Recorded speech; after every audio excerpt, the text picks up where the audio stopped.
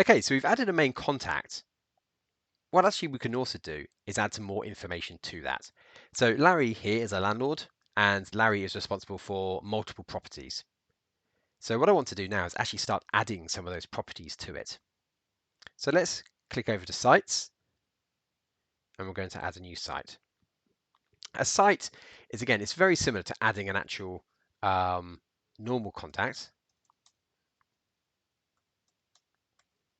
If you know the postcode, you can choose the postcode and instantly fill the information in.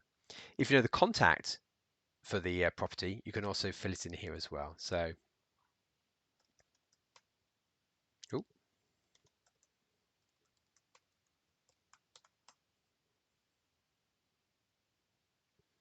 and you can see we've got a site. So let's just add one more.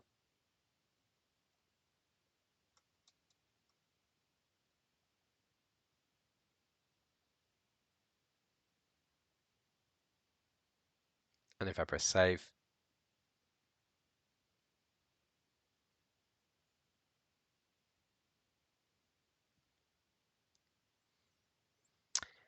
you can see that Larry the landlord suddenly has been updated. And if I hop over to sites, you can actually see the properties that he has. Now, this is very powerful because maybe you're sending a job sheet or a quotation to one address and an invoice to another. PowerNow also covers forms and certificates, so fantastic for maybe gas engineers that are doing CP12, boiler safety certificates. Maybe the actual resident needs to have a copy, but the invoice needs to go to somewhere else. I'll show you how this works later on in the video. So let's press back, and again, over on the mobile version, all of this is available to view. Just open it up. If you click on sites, you can see the details of the sites.